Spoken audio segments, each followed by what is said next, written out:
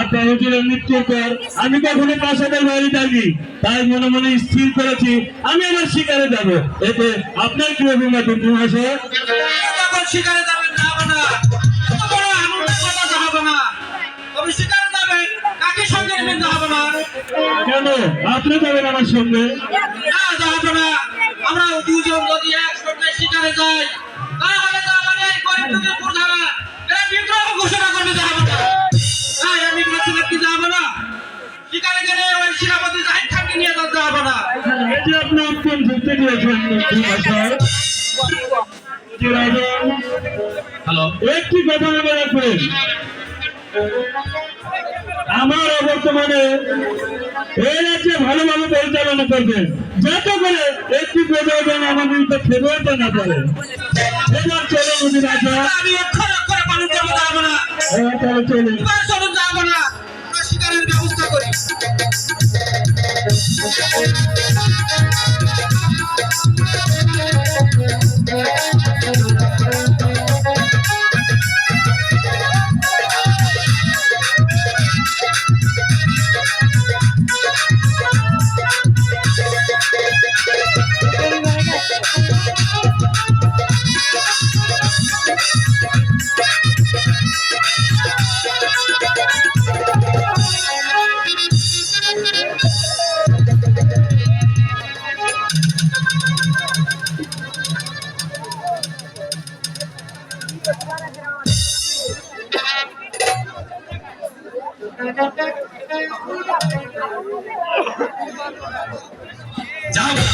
শিকার করতে করতে আমরা খন্দকার ঘুরে আসলাম, এখনো পর্যন্ত একটা শিকারের সন্ধান পাচ্ছি না। যাবো না,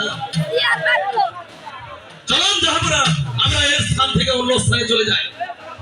না দেখা, আমাদের শিকার এখানেই পাবো। আমি বলছিলাম কি যাবো না, এখানে তো আমরা শিকার পাচ্ছি না, আমরা এই স্থান থেকে না হয় আমরা অন্য স্থানে চলে যাই। তোমাকে নিয়ে পারা যাবে না দেখা, তোমার যাওয়ার হলে তুমি চলে যাও, আমি এখানে শিকার করবো, তুমি চলে যাও এখান থেকে। ঠিক আছে যাবো না, আমি চলে যাচ্ছি। তবে যাওয়ার পূর্বে আপনাকে একটি কথা বলে যাচ্ছি, যাবো না, শিকার করতে নিয়ে এসে আমাকে যে অপমান করেছে, একদিন আপনাকে অপমানের শাস্তি পেতে হবে। অথবা আমার নাম কানে খান, খালিখানা খান, নুরুদ্দিন মোহাম্মদ জাহিদ খান। ভুল আমি করিনি দেখা, বরঞ্চ ভুল হয়েছে তোমাকে সঙ্গে আনায়। হ্যালো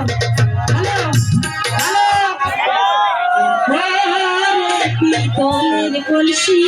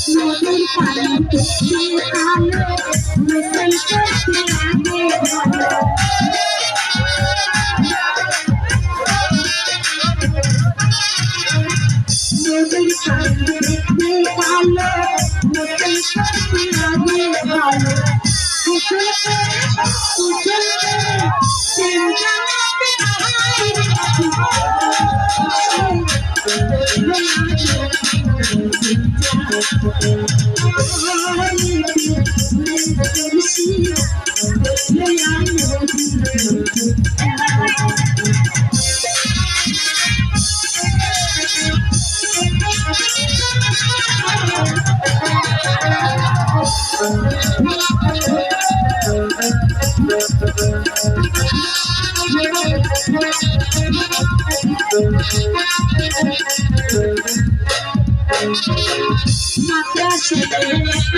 থাকি ধর তুই জানিস রাখি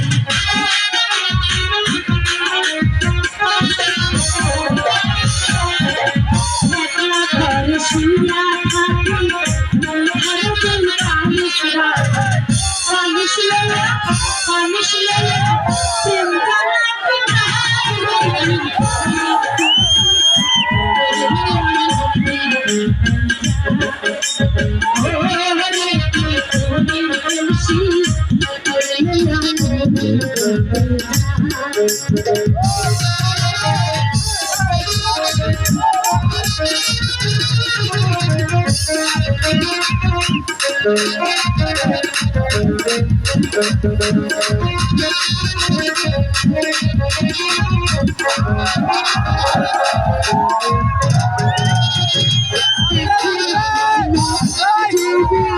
সেই জানাতে চলে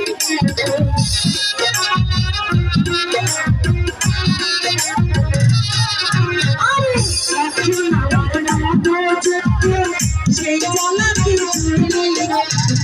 সালামিয়া সালামিয়া সারে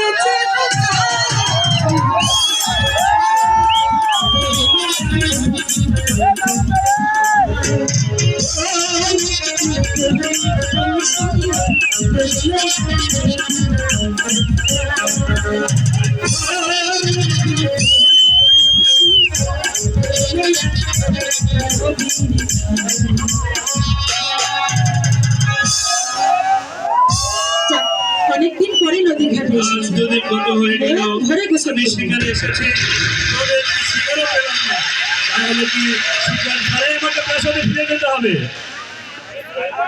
ওই তো একটা হরিণী আহ কি শান্তি মানবী